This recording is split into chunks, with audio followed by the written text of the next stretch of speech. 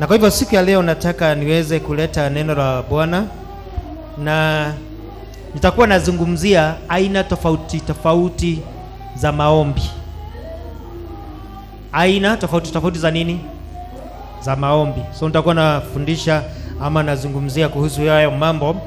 Na leo nataka nizungumzie aina moja ya maombi ambayo inaitwa maombi ya kutubu. A prayer of repentance. Maombi ya kutubu. So hilo ndilo nitakalo kuwa nazungumzia. Nataka niombe. Baba, tunaalika Roho wako Mtakatifu achukue nafasi, atawale. Tumeomba na umesikia maombi yetu, tumesifu, tumekutolea dhabihu ya kuabudu. Na sasa hivi tunapoenda kufungua mioyo yetu, tunaomba Bwana ukaweze kuzungumza pamoja nasi. Roho Mtakatifu, tawala mawazo ya watu hapa, tawala mioyo, ya kwamba Bwana unaenda kuzungumza nasi siku ya leo. Kwa jina la Yesu Kristo tumeomba na kuamini. Amen. So nimesema nazungumzia kuhusu nini? Maombi ya kutubu. So wakati tunasema kuhusu maombi ya kutubu, kuna aina mbili ya maombi ya kutubu. Moja ni ile mtu hufanya akiwa kule kabla hajaokoka. Kabla hujaokoka ndio uokoke, daraja moja ambao unapitia ndio utoke katika ufalme wa giza ukuje katika ufalme wa Mungu, ni maombi ya toba. So hakuna vile mtu anaweza akaingia katika ufalme wa Mungu pasipo kutubu. Kutubu ndio daraja ama bridge ambayo inakuleta katika ufalme wa Mungu. So unakumbuka wakati uliokoka, kuna mtu alikwambia rudia nyuma yangu. Ukasema, Bwana Yesu, nakuja kwako, unisamehe dhambi zangu, uandike jina langu katika kitabu cha uzima wa milele. Kile ulikuwa nafanya ni kutubu, ulikuwa unatubu. Ni vile kwa sababu mambo haya hauyajui, lazima kuwe na mtu angekuelekeza. Anakwambia rudia nyuma yangu. Lakini hata mtu akiwa peke yake anaweza akaokoka. Unaamini hivyo? Mtu akiwa peke yake hivi kwa nyumba anaweza akaokoka bila kuongozwa na mtu. Maana kuokoka ni kutubu dhambi kupitia Yesu Kristo. Unatoka katika ufalme wa kujitawala unakuja katika ufalme wa Mungu. Na hauwezi ukafanya jambo hilo pasipo kutubu. So mtu kabla hajaokoka ndio akuja kwa ufalme wa Mungu hutubu. Na hiyo kutubu sana sana hufanywa na Roho Mtakatifu. Roho Mtakatifu huwa anafanya kazi ndani ya watu ambao hawajaamini, akiwashawishi. Kuwashawishi ya kwamba siku moja unahitaji uokoke. Siku moja unahitaji utubu dhambi zako na umrudie Mungu. Mtu akiwa tu peke yake anahisi tu hivyo, kuna kitu kinaendelea ndani yangu. So siku ile mhubiri atakapokuja kwa yule mtu na akamhubiria habari njema, kwa sababu Roho Mtakatifu alikuwa anafanya kazi ndani ya yule mtu anakubali kuokoka. Na hiyo ndio kutubu ya kwanza, ambao ni daraja ambao inatoa mtu kutoka ufalme wa giza inamleta katika ufalme wa nuru ambao ni ufalme wa Mungu. Kutubu kwa pili, ambao ndio nitakuwa nazungumzia sana siku ya leo, ni kutubu mtu akiwa ndani ya wokovu. Kweli umeokoka, kweli umesamehewa dhambi zako, kweli jina lako limeandikwa mbinguni, lakini bado unahitaji utubu. Na hilo ndio nitakalo kuwa nazungumza sana kwa leo. Nataka tuende katika Biblia zetu katika kitabu cha Yohana 1:9. Yohana 1:9. Yohana wa kwanza 1:9. Inasema hivi, 1:9 inasema, kama tukiziungama dhambi zetu, yeye ni mwaminifu na wa haki, atatusamehe dhambi zetu na kutusafisha kutoka kwenye udhalimu wote. Ningetaka pia tusome mstari wa 8. Inasema kama tukisema kwamba hatuna dhambi twajidanganya wenyewe, wala kweli haimo ndani yetu. So hichi kitabu Yohana alikuwa anaandikia watu ambao wameokoka, na anawaambia ya kwamba tukisema ya kwamba hatuna dhambi tunamfanya Mungu kuwa muongo na hatumo ndani ya kweli. Maana hakika hakuna mtu ambaye hana dhambi. Na nikifika mahali nianza kusema sina dhambi, inaonyesha kwamba sioni umuhimu wa kutubu. Sioni umuhimu wa kumwambia Mungu anisamehe. Na hapo ndipo mtu anaanza kusema sina dhambi. Na sasa Biblia inasema tukisema hatuna dhambi tunafanya Mungu kuwa muongo. Kwa nini tunafanya Mungu kuwa muongo? Ni kwa sababu neno la Mungu linatumulika na linaona dhambi ndani yetu. Lakini wakati kule kwingine tunasema hatuna dhambi, lakini Mungu akituangalia hivi anaona tuko na dhambi. Na tunaweza jiuliza ni kwa nini mtu awe ameokoka, amesamehewa dhambi na bado aendelee kutubu dhambi? Jibu ni kwa sababu wakati uliokoka Mungu hakuondoa ule mwili wa dhambi ndani yako. Bado umeubeba. Bado umebeba mwili wa dhambi. Mwili una tamaa mbaya. Mwili unadanganya. Mwili uko na kiburi. Mwili uko na madharau. Mwili uko na kushuku watu vibaya. Mwili uko na hasira. So mambo haya yote, maana tumebebana na mwili, japo kuwa tumeokoka na tunaenda mbinguni, bado kwa njia moja ama ingine tunafanya dhambi. Na ndio Biblia inasema tukitubu dhambi, yeye ni nani? Yeye ni mwaminifu na atatusamehe dhambi zetu zote. So maombi ya kutubu ni jambo ambalo kama umeokoka linakufaa, na kama haujaokoka bado linakufaa. Maana usipo tu kuwa mtu wa kutubu dhambi, mtu huona dhambi ni kawaida. Unaona dhambi ni kawaida.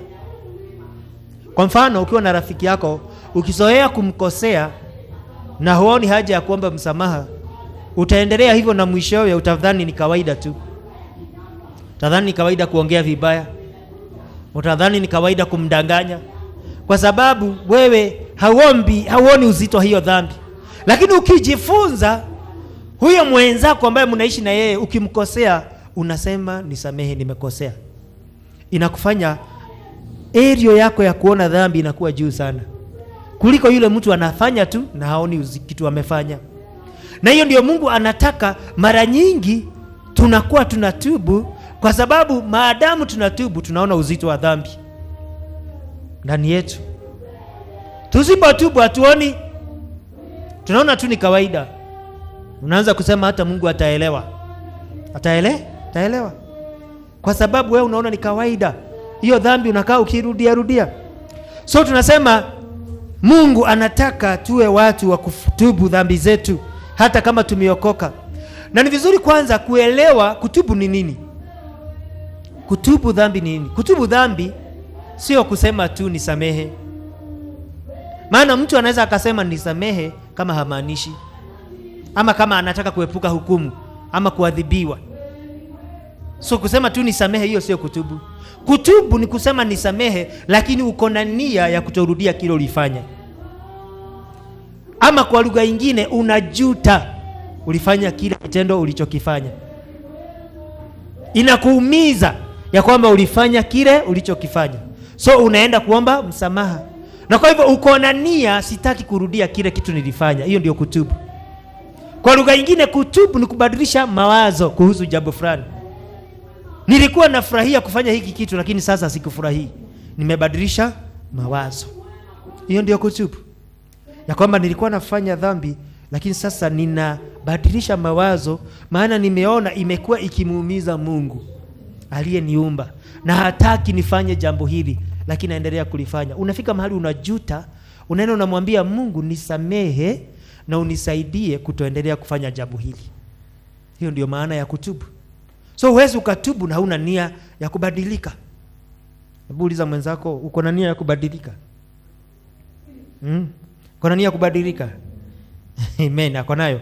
So mahali pale inasema ya kwamba tukisema hatuna dhambi, tunadanganya na tunafanya Mungu kuwa muongo. Na nataka nizungumzie mambo kadhaa ambayo inafanya watu waseme sina dhambi. Si ni Biblia inasema hivyo, inasema ya kwamba tukisema hatuna dhambi tunafanya Mungu kuwa ni muongo, na tunafanya neno lake kuwa sio la kweli. So swali tunajiuliza, ni kwa sababu gani watu wanasema sina dhambi? Jambo la kwanza linafanya watu kusema kwamba sina dhambi ni kuzoea dhambi na kutafuta kuihalalisha. Kuzoea dhambi na kutafuta kuihalalisha. Kuzoea dhambi ni kwamba unafanya jambo hilo, unaendelea kulifanya kila siku. Sasa kisaikolojia, mwanadamu akifanya kitu kwa muda mrefu hutafuta kukihalalisha, kujustify kile kitu ambacho anafanya ama kile kimemshinda. So jambo hilo, kwa sababu nimefanya hii kitu kwa muda mrefu na nimekizoea na sitaki kinihukumu, unaanza kukihalalisha. Unaanza kuhalalisha kwa mawazo yako. Hilo jambo unalitenda japo kwa mwanzo ulikuwa unaona ni mbaya, lakini kwa sababu sasa umelitenda kwa muda mrefu, unaanza kusema ni sawa. Unafanya nini? Unalihalalisha ama una justify your sin. Kizungu kinasema vizuri sana. Sasa tukisoma katika kitabu cha Yohana, John chapter 8, tufungua tu Biblia pale. John chapter 8 verse 34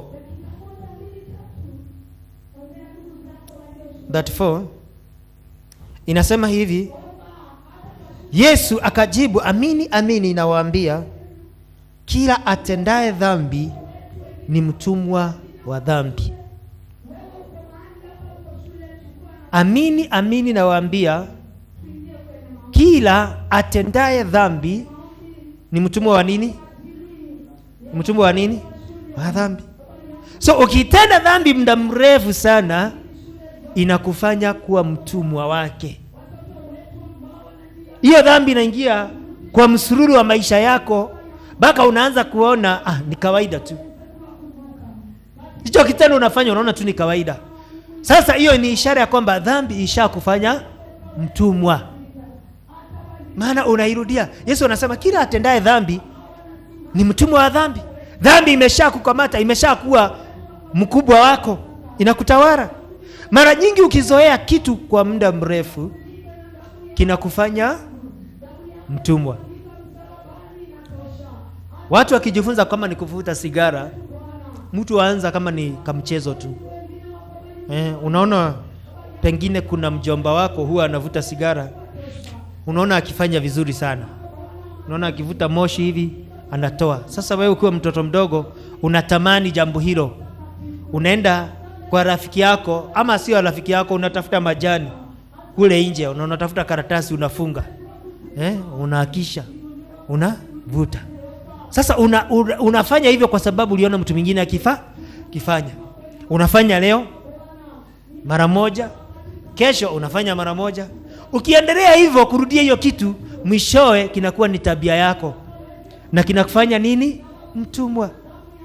Unakuwa ni kitu tunaita addict wa hiyo kitu, kwa sababu kurudia kitu kinakufanya nini? Mtumwa. Mara nyingi ukirudia dhambi bila kutubu, inakufanya mtumwa wake. Na hiyo ndio maana Mungu anataka mara nyingi ukifanya makosa tubu. Na ukumbuka tulisema kutubu lazima kuwe na nia ya kufanya nini? Kuacha hicho kitu unafanya. So ukirudia kitu kinakuwa ni tabia, na hiyo tabia inakufanya wewe ni mtumwa. So suluhisho ni kwamba funja msururu mapema. Break the cycle early. Ukiona kuna tabia unafanya na unaendelea ukirudia na hiyo kitu sio sawa, unastahili kuimaliza mapema. Maana vile unavyoendelea kuifanya, utaendelea kuifanya, uendelee kuifanya, mwishowe itakuwa ni tabia yako, unashindwa kuacha, na mwishowe kibinadamu utaanza kutafuta kuhalalisha. Maana hakuna mwanadamu kikawaida anakubalingi yako na makosa. Hakuna mtu anakubalingi. Hakuna mtu tukikuja hapa wewe hauko smart, kiakili yako hauwezi kukubali hauko smart. Unaona? Unataka tu kuhalalisha vile uko. Hiyo ni kawaida ya binadamu kujitetea. So tukiendelea na tabia ya dhambi bila kutubu, mwisho inakuwa ni tabia yetu, na tunataka kufanya nini? Kuihalalisha. So tunasema hiyo ndio sababu ya kwanza Mungu anasema tutubu dhambi. Kwa sababu ukitubu umefunja ule msururu. You have broken the cycle ya dhambi. So ni vizuri saa zingine kujiuliza, kuna katabia ninakaa nako kanakaa kakijirudia rudia. Kuna tabia ninakaa nikirudia rudia. Ni nini hiyo? Ni vizuri kujichunguza na ni vizuri kuwa wazi. Useme, je, kuna tabia nakaa nikirudia rudia ni dhambi, lakini kwa sababu nimeifanya muda mrefu sioni kama ni dhambi. Bwana Yesu asifiwe. So unasema kitu cha kwanza ambacho kinafanya watu kusema sina dhambi ni kuzoea dhambi. Hiyo dhambi umeifanya muda mrefu mpaka sasa macho yamepofuka, hauioni. You have become blind of that sin. You are not seeing it anymore. Maana umekuwa kipofu wa hiyo dhambi. Si Mungu atufungue macho. Mahali kuna dhambi ndani ya maisha yetu, na kwa sababu tumeifanya muda mrefu mpaka tukasahau ni dhambi, Mungu aturudishe pale tuweze kutubu hizo dhambi. Sasa hilo ni jambo la kwanza. But ni vizuri pia tujiulize, utafunja aje hiyo msururu? Maana sasa nikikuacha hapo nitakuacha umepaa juu. Tujiulize hiyo msururu wa dhambi ambao unaifanya na imekukamata, utaivunja aje? Jambo la kwanza ni kwanza ufunguke macho. Ujue hauwezi ukatibua ugonjwa ambao hauna habari uko nao. Unaenda kwa daktari kwa sababu nimegundua mwili wangu uko sawa. Unaenda kutafuta daktari ya kutibu. Lakini kadri unasema niko tu sawa, hauwezi kutafuta daktari. So the moment umeelewa hii ni dhambi, na mimi kama mchungaji niko hapa ndio nikukumbusha jambo hilo, unaenda kwa Yesu Kristo. Unamwambia Yesu, nimekuwa nikingangana na jambo hili, ninaomba msaada wako. Na Yesu alikuja. In fact ukisoma hapo tumesoma, ukisoma mstari wa 36 kitabu cha Yohana 8 mstari wa 36. Kama uko pale fungua Biblia, maana nafundisha sitaki nikupoteza. Fungua Biblia kitabu cha Yohana 8 mstari wa 36. Inasema hivi. Ama tuanzie tu pale juu ndio elewe uweze kupata mfululizo. Mstari wa 34 inasema, Yesu akajibu, amini amini nawaambia, kila atendaye dhambi ni mtumwa wa dhambi. Hiyo nimeshaelezea. Unakuwa aje mtumwa wa dhambi? Mstari wa 35 anasema, mtumwa hakai nyumbani anakotumika siku zote, lakini mwana hukaa nyumbani daima. Hivyo mwana akiwaweka huru, mtakuwa huru kweli kweli. Mstari wa 38 ama hata tufikisha hapo, anasema mwana akikuweka huru utakuwa huru kweli kweli. So kuna mambo yametufunga, maana dhambi hufanya watu mtumwa. Lakini anasema mwana hapo ni Yesu. Akikuweka huru utakuwa huru kabisa. Yesu akiingia ndani yako anakupa uwezo wa kushinda dhambi ambapo hapo mwanzo ungeweza kuzishinda. Bwana Yesu asifiwe. Kuna tabia ambazo tulikuwa nazo, tulikuwa tunafanya ulimwengu ule mwingine, mimi nikiwemo, tulikuwa tunazifanya, tulikuwa tumefungwa. Lakini Yesu alipoingia ndani yetu akatupatia uwezo ambao sio wa kawaida wa kushinda zile dhambi. Na ndio sikunywi pombe tena, na ndio sifuti sigara tena, na ndio sina masengenyo tena, na ndio mimi sio msherati tena. Maana Yesu aliingia ndani yangu akaniweka huru, akanifanya kiumbe kipya. So lazima tufunje msururu wa dhambi ndani ya maisha yetu. Na tunaufunja kwanza kwa kuelewa hii ni dhambi, na kumwendea Yesu Kristo atusaidie. So ukizoea dhambi unaanza kusema hakuna dhambi, na by the way unaweza kuwa unasema sio kwa mdomo, lakini kwa akili yako hiyo sio dhambi tena, imeshakuwa sio dhambi, kwa sababu hiyo kitu kimekuwa ni msururu wa mambo ambayo umekuwa ukifanya katika maisha yako. Jambo la pili ambalo linafanya watu kusema sina dhambi ni faida katika dhambi. Gain in sin. Kuna watu wanapata faida kutokana na dhambi, ama kwa lugha nyingine ile kazi anayoifanya ni dhambi lakini inamfaidi. Kwa mfano wale watu wanauza shang'aa, wale watu wanauza bangi, wale watu wanauza dawa za kulevya, washerati. Kuna mtu anaingiza pesa kupitia dhambi, yaani ile maisha anaishi ni ya dhambi, lakini hiyo dhambi inamfaidi. Sasa mtu yule ukienda kwake umwambie kile kitu anachokifanya ni dhambi, wewe unafikiria tu atasema ndio ni dhambi? Kikawaida tu atafanya nini?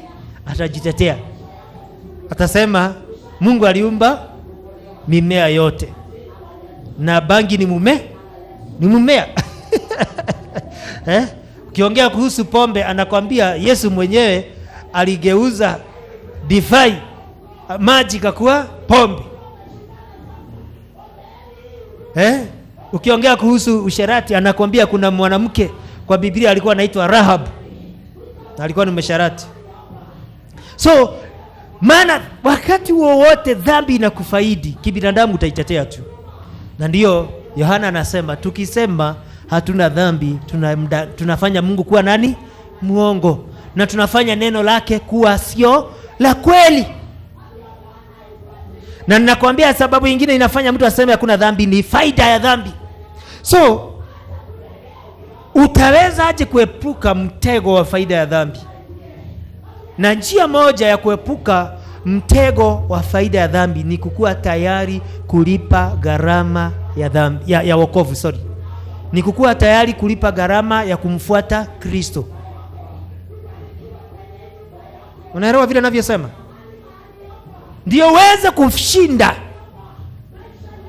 majaribu ambayo inakuja na faida ya dhambi. Lazima uwe tayari kulipa gharama ya kuwa mfuasi ama mwanafunzi wa Yesu Kristo. Nataka tusome Biblia. Tusome katika kitabu cha Luka 14 mstari wa 25. Tufungue pale. Na by the way kama ungekuwa unaandika ningefurahi sana. 14:25. Inasema hivi. Sasa hapa ni umati mkubwa ulikuwa unamfuata Yesu. Umati mkubwa ulikuwa unafanya nini? Unamfuata Yesu. Akamgeukia, akawageukia, akawaambia, mstari wa 25, umati mkubwa wa watu ulikuwa ukisafiri pamoja na Yesu. Naye akageuka akawaambia, mtu yeyote anayekuja kwangu hawezi kuwa mwanafunzi wangu kama hata nipenda mimi zaidi ya baba yake na mama yake, mke wake na watoto wake, ndugu zake na dada zake, naam hata maisha yake mwenyewe. Mstari wa 27, yeyote asiyeuchukua msalaba wake na kunifuata hawezi kuwa mwanafunzi wangu. Ni nani miongoni mwenu ambaye kama anataka kujenga nyumba hakai kwanza chini na kufanya makisio na gharama aone kama ana fedha za kutosha kukamilisha? La sivyo, akiisha kuweka msingi naye akiwa hana uwezo wa kuikamilisha, wote waionao wataanza kumdhihaki. Mstari wa 30, wakisema, mtu huyu alianza kujenga lakini hakuweza kukamilisha. Au ni mfalme gani atokaye kwenda kupigana vita na mfalme mwingine ambaye hakai chini kwanza na kufikiri iwapo akiwa na jeshi la watu 10,000 ataweza kupigana na yule anayekuja na jeshi la watu 20,000? Kama hawezi, basi wakati yule mwingine akiwa bado yuko mbali, yeye hutuma ujumbe wa watu na kuomba masharti ya amani. Hivyo hivyo, yeyote miongoni mwenu ambaye hawezi kuacha vyote alivyo navyo hawezi kuwa mwanafunzi wangu. So nimesema ndio uweze kushinda majaribu ya tamaa ya dhambi ama faida ya dhambi. Maana nimekwambia hiyo majaribu iko pale nje na utakutana nayo. Utaitwa biashara zingine za kuuza bangi, za usherati, za kuuza madawa ya kulevya. Na kama hili neno hautalishika, hili nakwambia siku ya leo utaingia kwa hiyo mtego. Yesu, umati mkubwa ulikuwa unamfuata, na Yesu akaona hawa watu hawako serious na mimi. Japokuwa ni wengi, lakini wachache sana wako na mimi. Akawaambia, kama mtu anataka kunifuata, lazima akae chini afanye nini? Mahesabu. Na uchukue msalaba. Msalaba ni mateso. Hebu ambia mwenzako, msalaba ni mateso. Ni mateso. So wakati wowote Yesu anakuambia uchukue msalaba, hasemi uchukue mbao ubebe. Anakuambia ukue tayari kuteseka kwa sababu yake. Na Yesu akatumia mifano miwili pale. Akasema, ni nani kati yenu ukitaka kujenga nyumba, hauketi chini unachukua kalamu na karatasi, unasema niko na 200,000 na unaanza kufanya mahesabu kabla uanze kujenga? Ndiyo, usianze kujenga nyumba ikafika katikati watu wakaanza kukucheka. Mvua kama hii kinyesha inaanza kubomoa nyumba yako. Nakumbuka kuna wakati mmoja tulikuwa tunajenga huko kwetu, tukachimba choo. Pesa ikaisha. Hatukupata pesa ya kufunika nini? Ile shimo juu. So tumeweka tu mbao. Sasa pesa ikaisha. Alafu sasa mvua ikaanza kunyesha. So unajua hiyo kitu ilikuwa inanipa stress. Kwa sababu shimo liko pale kunanyesha na unajua litachipuka lirudi kule ndani. Sasa kila wakati tulikuwa nasikia tumbo hua. Nikikumbuka ile shimo nasikia hua.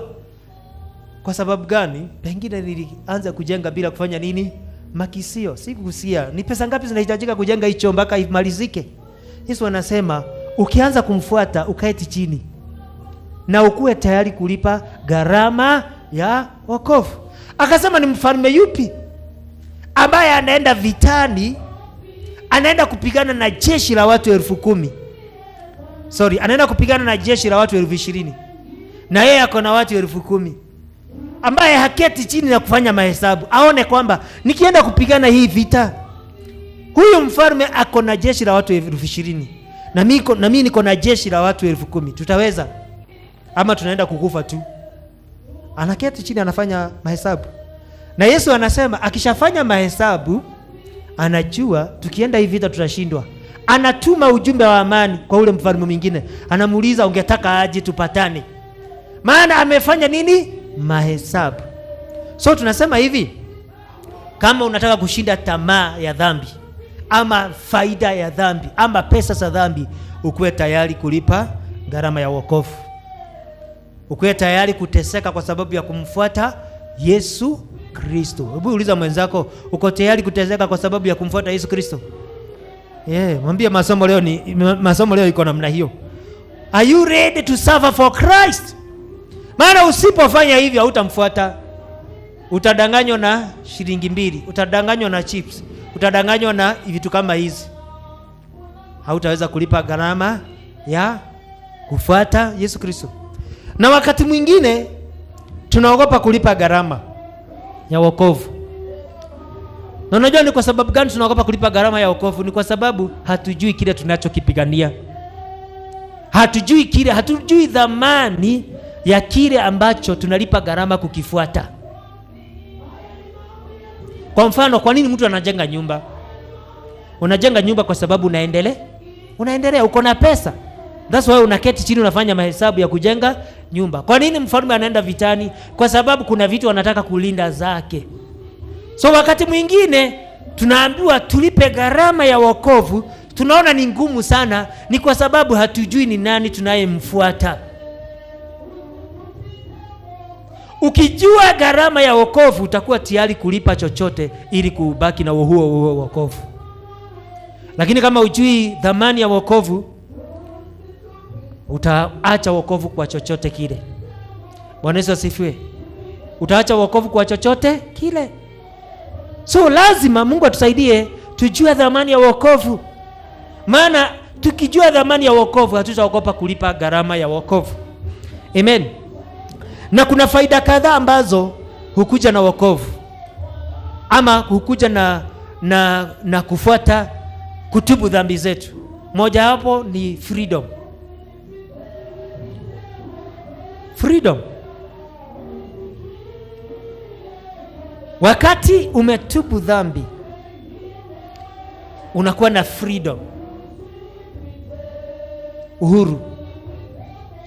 Lakini wakati umebebana na madhambi zako haunanga uhuru. Hauna uhuru. Unajua ukienda pale nje utaona watu wanakaa wako sawa, lakini watu wengi wamefungwa na minyororo mizito. Ni vile tu hawaioni. Lakini mtu ambaye amesamehewa dhambi zake anakuwa na freedom. Niko huru. Na hiyo ni faida moja ambayo inaweza kutumotivate kulipa gharama ya wokovu. Ya kwamba ndani ya Yesu Kristo niko sawa na Mungu, ninakuwa na freedom. Mimi sina stress.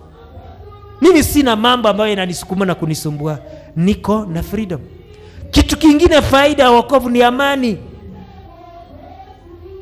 Ukiwa sawa na Mungu, hauna dhambi umeficha ndani ya moyo wako, unakuwa na amani. Kitu kingine ni urejesho. Maana dhambi hukufanya mtumwa. Nilizungumzia hilo nikasema dhambi hufanya mtu mateka. So wakati umetubu dhambi vizuri, unakuwa restored. So unakumbuka mwana mpotevu kwa Biblia. Biblia inasema aliitisha mali yake akaenda nchi ya mbali. Akaenda akabonda zote akamaliza. Aliporudi he was restored back. Alirejeshwa. Mimi huamini hata alipewa urithi. Hata kama alikuwa amepewa urithi akaenda akaharibu, mimi naamini bado kuna kitu aliongezwa.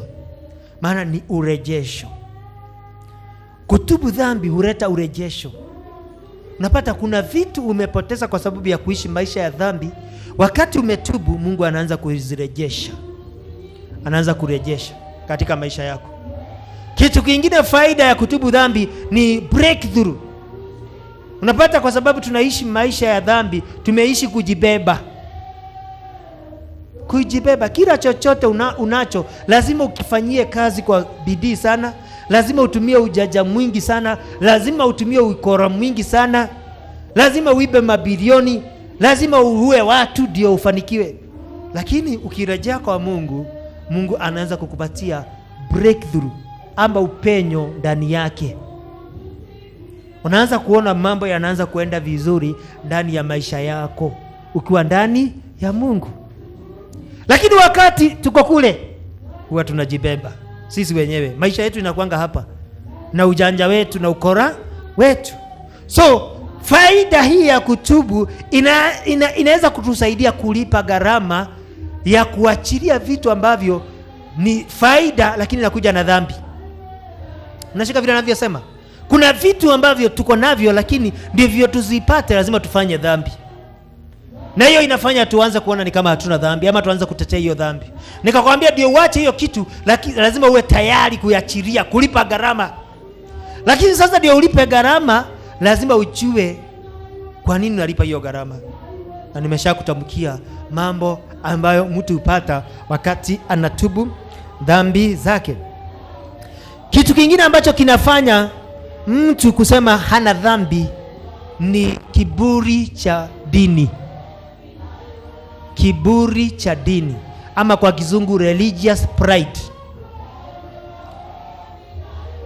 Unazingatia mambo ya nje sana kuliko mambo ya ndani. Yaani wewe vile unavyoonekana na watu ni ya muhimu sana kuliko vile Mungu anavyokuona. Wacha tusome Biblia. Kitabu cha Mathayo 23 mstari wa 25.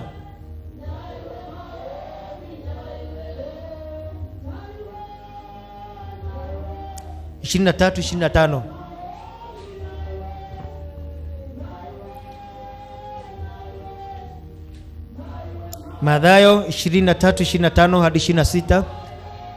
Kwa pale, acha nikusomee kama njaweza kufika pale.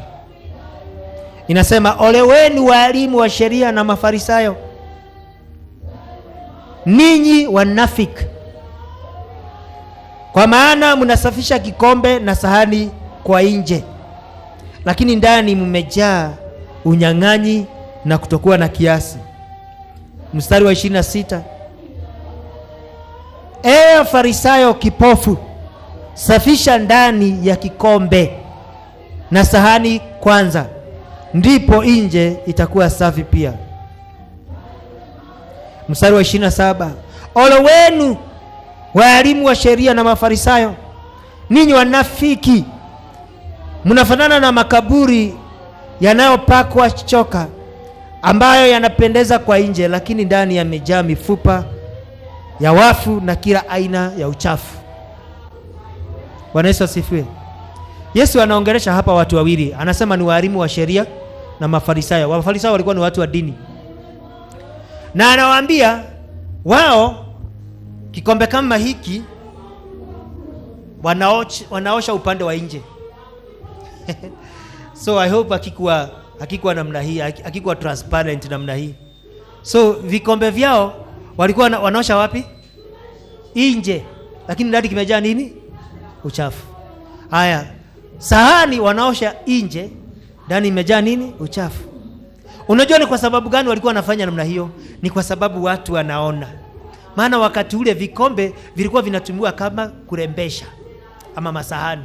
So wanataka watu wakiingia kwa hiyo nyumba, wanaona uko na vikombe smart sana, uko na sahani smart sana, lakini watu hawaoni nini ndani. Akawaambia, nyinyi mko kama makaburi.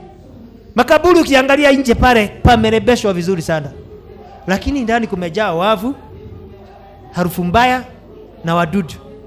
Akawaambia, nyinyi mko namna hiyo. Na unajua ni kwa sababu gani walikuwa wanafanya hivi? Ni ile mawazo ya kupendeza watu. Eti kwa sababu watu wanajua mimi ni pastor, najifarisha vizuri sana, nafunga tai na najiweka vizuri sana pale nje, kwa sababu watu kina Gloria wanajua mimi ni mchungaji. Lakini nikiwa peke yangu, mimi ni mkora, mimi ni mwizi, mimi ni msharati. Lakini nikiwa mbele ya watu, ni mtakatifu sana, mpaka nataka watu wakinisalimia wanainama. Yesu ndivyo anasema hapa. Anasema mnafanya mambo sio kwa sababu ya Mungu, ni kwa sababu ya watu. So hatari iko mahali hapa. Wakati unafanya mambo kwa sababu ya watu, hauonangi dhambi zako, hawezi ukaziona. Wakati wowote unajilinganisha na watu, unajilinganisha na watu, mtu haonangi dhambi zake, mtu haona dhambi za mwenzake. Kile kinafanya tuone dhambi zetu ni wakati tunafanya mambo kwa hofu ya Mungu. Maana nikifanya mambo kwa hofu ya Mungu, kuna kitu sitafanya hata nikiwa peke yangu. Lakini nikifanya mambo kwa hofu ya washirika kama nyinyi, hatuko na nyinyi kila wakati. So nikiwa peke yangu kuna vitu nitafanya. So nasema kiburi cha dini. Yaani wewe unataka kusifiwa na watu na kuonekana uko sawa mbele ya watu, sio mbele ya Mungu, inakufanya usione dhambi zako, na kwa hivyo unaendelea kuishi na dhambi zako. Maana wewe kwako Mungu haijalishi Mungu, inajarisha watu. Unaelewa? Mungu kwako kwa mahesabu hayupo, lakini wanadamu unaogopa sana. Maana kuna picha fulani unataka wawe nayo kukuhusu, na hiyo ndio tunaita kiburi. Kuna mfano mmoja tunaambiwa, mwizi akiingia mahali ya kuiba, anaingianga anaangalia huku, anaangalia huku, na anaangalia huku, na anaangalia huku, lakini anasahau kuangalia wapi? Huku juu. Maana huku juu pia kuna kuwaga na nini? Na macho. Na inatuona hata mahali unafikiria umejificha sana. So kiburi cha dini, kutafuta kuwa sawa mbele ya watu, sio mbele ya Mungu, itakufanya usitubu dhambi zako. So mpendwa, jifunze kuogopa Mungu sana kuliko wanadamu. Maana hakuna kitu mwanadamu anaweza kukusaidia nayo kubwa, lakini Mungu anaweza kukufanyia makubwa. Yeye ndiye mwenye uhai wako na uzima wako. Hiyo ilikuwa ni ya ngapi? Ya 3. Twende ya mwisho, ambayo ni self righteousness. utakatifu wa kibinafsi, sio utakatifu ule umepewa na Mungu. Maana kuna utakatifu mara mbili. Kuna utakatifu ambao Mungu anakupa na kuna utakatifu wako. Utakatifu ambao Mungu anakupa ni ule ambao ukishaokoka unafanyika kiumbe kipya. Mungu anakuwa amekusamea dhambi. Utakatifu wako ni vile wewe unaishi, na yote ni muhimu. Unaelewa? Lakini sasa shida inakujanga wakati umeanza kufocus sana na matendo yako, unasahau hali ya moyo wako. Nashika vile ninavyosema. Matendo yako ni mazuri, unasahau hali ya moyo wako. Unasema kanisa hili la Shekaina likifunguliwa Gataka, mimi nitakuwa nawalipia rent kila mwezi 12,000 kila mwezi nawalipia rent. Sio ni matendo mazuri? Sasa wewe ukienda mbele za Mungu, hiyo ndio confidence yako kwa Mungu. So unakumbuka nalipianga watu wa Shekaina 12,000 kila mwezi. So ukienda mbele za Mungu, kile kiko macho yako ni hiyo 12,000, lakini unasahau kuangalia hali ya nini? Moyo wako. Moyo wako uko aje? Acha tusome Biblia ndio uelewe kile ninachokisema. Tuende katika kitabu cha Luka 18 mstari wa 9.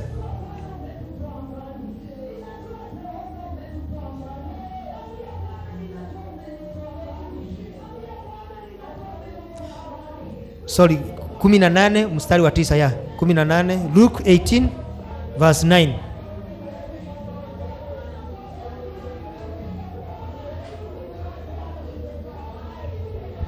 Uko pale? Luke 18 verse 9.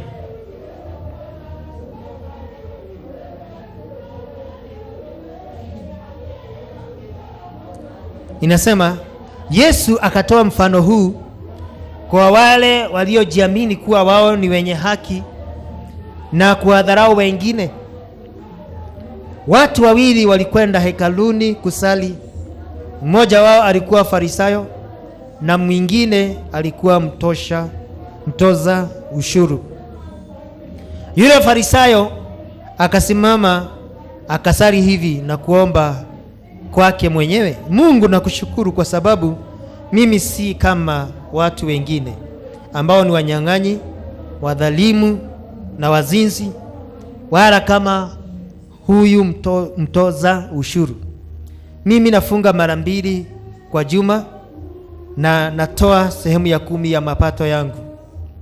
Lakini yule mtoza ushuru akasimama mbali, wala hakudhubutu hata kuinua uso wake kutazama mbinguni, mbali alijipiga kifuani na kusema, Mungu nihurumie mimi mwenye dhambi.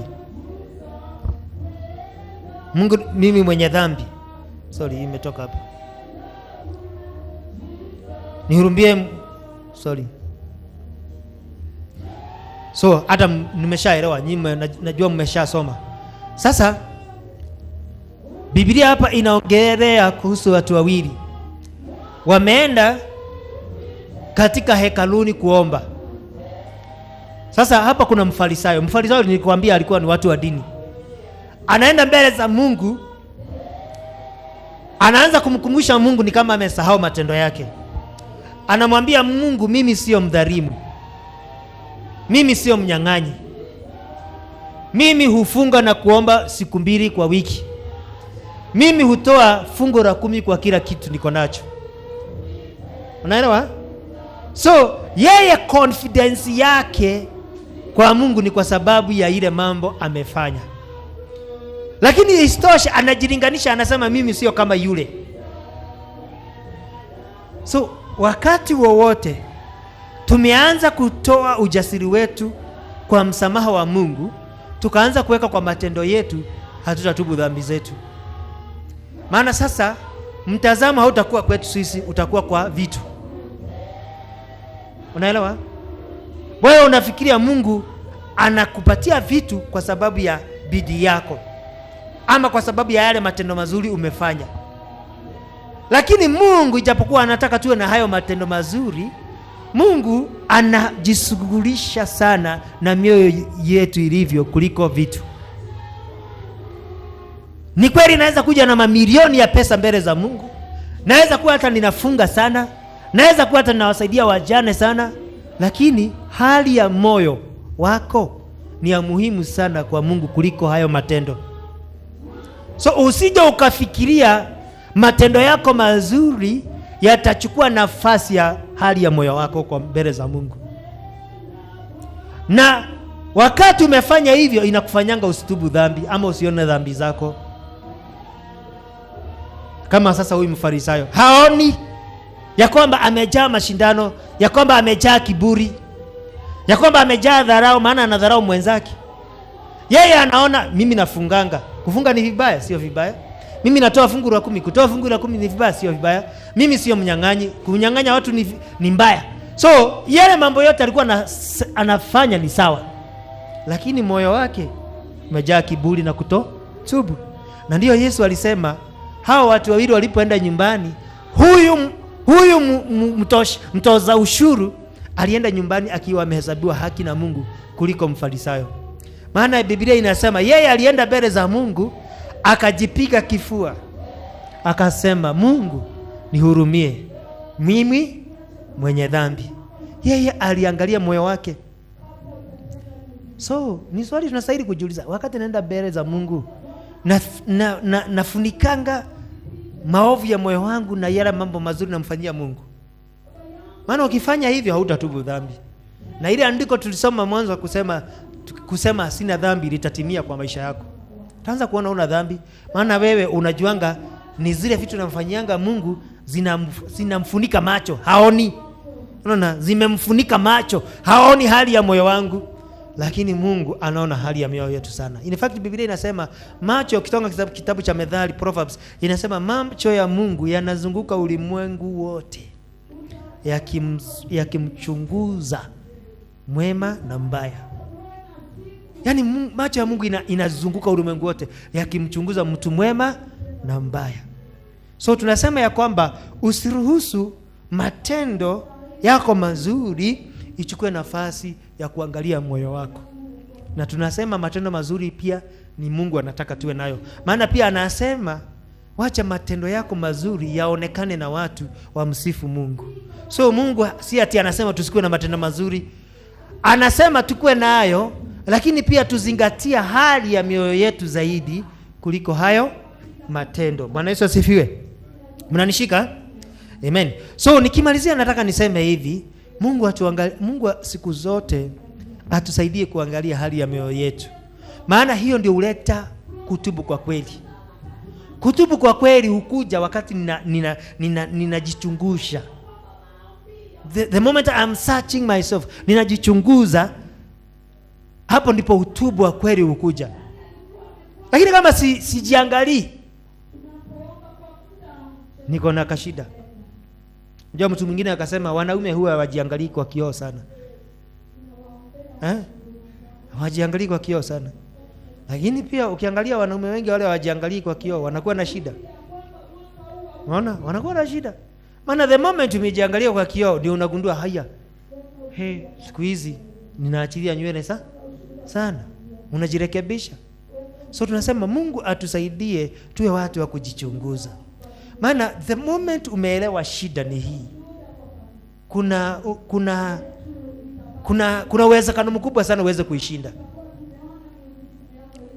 Ama angalia wale watu wanakuanga wagonjwa, anazunguka mahospitali, ugonjwa hujulikani. Anaenda hospitali anapima, ugonjwa hujapatikana. Anaenda hii nyingine anapima, ugonjwa hujapatikana. Anaenda hii nyingine, ugonjwa unapima hujapatikana. Huyo mtu anakuwa na stress mingi sana. Lakini the moment tu ataenda hospitali moja hivi, apimwe, aambue shida yako ni hii, hata kabla hajapona ataenda nyumbani akishangilia. Maana amejua shida ni hii. Na ikishajulikana shida ni hii, njia ya kuitatua itapatikana. Hivyo ndivyo tunavyosema, tujichunguze mioyo yetu. Japo kuwa wakati mwingine itabidi tuache kiburi, tukubali tumekuwa on the wrong side, lakini mwisho itakuwa na faida. So nikimaliza nasema tusikubali mazoea ya dhambi. Maana ya kwanza nilisema mazoea ya dhambi itakufanya useme huna dhambi. Ya pili nikasema usikubali faida ya dhambi. Zile vitu unapata kwa faida ambayo lazima ufanye dhambi, ujiadhari sana nazo. Sitakufanya uzoe dhambi ndani ya maisha yako. Kitu kingine nikasema ni religious pride, living to please people not God. Na ya ine nikasema matendo yako, self righteousness, inaweza fanya mtu asitubu dhambi. Na nikaelezea vizuri, matendo mazuri ni sawa, lakini isifunike hali ya moyo wako. So mimi nataka tusimame, tumwambie Bwana aachilie neema ya kutubu. Maana kumbuka tunajifunza kuhusu obira kutubu. Na by the way unaweza kujiuliza, maana tumejifunza kuhusu obira kutubu, mtu anastahili kutubu mara ngapi kwa siku? Maana hii ni aina ya maombi. Nitakuwa nazungumzia maombi mengi. Hii ni aina ya maombi. Mtu anastahili kutubu mara ngapi? Mtu anastahili kutubu the moment umehisi ya kwamba niko na dhambi. Hakuna ati wakati Mungu amekwambia tubu saa 1, saa 2, saa 3, hapana. Maana Mungu amekupa Roho Mtakatifu. Anaishi ndani yako. So huyo Roho Mtakatifu huwa anakuambia, "Hey, na hapo Eric hujafanya sawa." So hapo ndipo unastahili kwenda mbele za Mungu, unamwambia akusamehe. Na ukisoma Biblia mahali tulianza katika kitabu cha 1 John, twende pale tusome ndio tumalize. 1 John ama Yohana wa kwanza 1:9.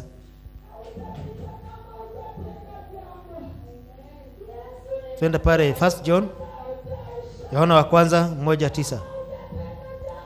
Inasema, kama tukiziungama dhambi zetu, yeye ni mwaminifu na wa haki, atatusamehe dhambi zetu na kutusafisha kutoka kwenye udhalimu wote. So anasema tukitubu dhambi zetu, yeye ni mwaminifu, atatusamehe dhambi zetu zote. So wapendwa, kila wakati ukisikia Roho Mtakatifu anakuambia kuna kitu hujafanya sawa, usiogope. Siogope hata kidogo kwenda mbele za Mungu kumwambia, Bwana nimetubu. Nimekosea hapa, unisamehe. Unamwambia wewe ndio umeahidi kwa neno lako, nikitubu utanisamehe, utanisamehe. Utanisafisha kutoka kwa dhambi zote, kwa udhalimu wote. So nataka tusimame, tumwambie Bwana atupe neema ya kutubu dhambi zetu. Tusifiche dhambi ndani ya mioyo yetu. Tusiseme ya kwamba hatuna dhambi. Tusizoee dhambi. Tusijifiche kwa faida ya dhambi. Tusijifiche kwa mazoea ya dhambi. Tusijifiche kwa mambo ya dini, na tusijifiche kwa matendo yetu mema tukasahau kutubu dhambi zetu. So enda tu mbele za Bwana, mwambie Bwana, nataka niwe karibu na wewe. Kumbuka tuliongelea kuhusu faida za wokovu, faida za kutubu dhambi. Tukasema kuna urejesho, kuna amani, kuna utulivu, kuna upenyo unaokuja katika kutubu dhambi. Baba tusaidie. Wakati mwingine tumezoea dhambi tu. Tumezoea kwa sababu tunaifanya kila siku, mpaka ikafika mahali hatuoni kama ni dhambi tena. Na tukaona hatari ya jambo hilo ni kwamba tutafanyika watumwa wa hiyo dhambi. Tutafanyika mateka wa hiyo dhambi. Siku ya leo Bwana, navunja hiyo minyororo ya dhambi ambayo imefanya watu mateka. Naifunja kwa sababu siku ya leo watu wanaacha kuzoea dhambi. Watu wanapata neema ya kutubu. Macho yao ya kiroho yanafunguliwa. Waone uzito wa dhambi, waone hasara ya dhambi, waweze kuitubu. Baba, nawaachilia neema ya watu kutubu na kukurudia Falme. Tunakataa faida ya dhambi.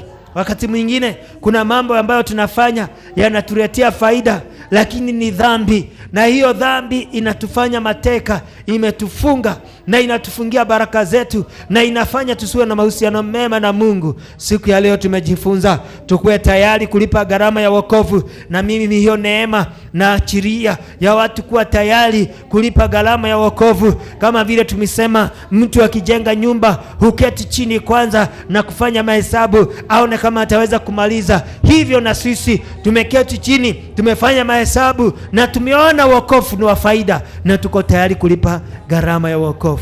Na achilia neema, nafunja kiburi cha dini. Hatutaishi kufurahisha watu, hatutaishi kufurahisha watu. Mara nyingi tunakuwa tuna mawazo ya kufurahisha watu, sio Mungu. Ninakataa kwa maisha yangu kuishi kupendeza watu tu. Nimekataa kwa maisha ya watu wangu kuishi tu kupendeza watu. Ninawaombea wawe na neema na hekima ya kujua ni ya muhimu sana kumpendeza Mungu kuliko kuwapendeza wanadamu. Neema hiyo ikashuke, nguvu hizo zikashuke kwa jina la Yesu Kristo. Nasema hatutajificha kwa matendo yetu mema. Tuwe na mioyo ambayo imechafuka, tuwe na mioyo ambayo ni ya kuasi, lakini kwa sababu yetu tuna matendo mema mazuri, tunajificha kule, tunakataa kutubu dhambi zetu. Baba, ninaomba macho yetu ya roho ni ikafunguliwe, ukaachilie kutubu, tuwe na mahusiano mema na wewe. Neno lako linasema tukisema hatuna dhambi tunajidanganya na tunafanya Mungu kuwa muongo na tunafanya neno lake kuwa sio la kweli. Siku ya leo tumejifunza umuhimu wa kutubu dhambi, maana tukitubu dhambi tunaziepuka, tunazikimbia, lakini tusipotubu tunazizoea, tunaanza kuishi nazo, hazitusubui tena na tunaanza kuteseka kwa hizo dhambi. Baba, ninafungua watu wako, neema ya kutubu iwe juu yao, neema ya kutubu iwe juu yao, neema ya mwanzo mpya ikawe juu yao. Mahali wanahitaji kufanya maamuzi wakafanye, nguvu za Mungu zikawashukie, waweke huru kwa jina la Yesu Kristo. Nakataa dhambi.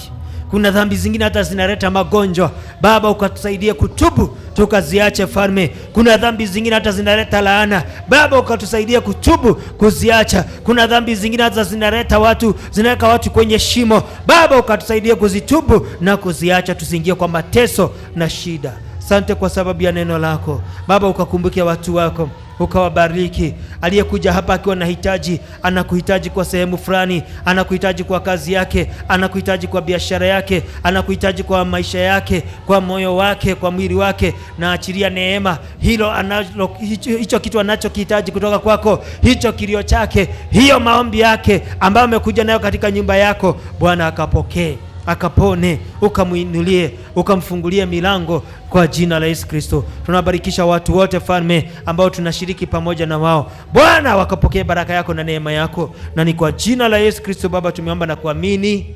Amen.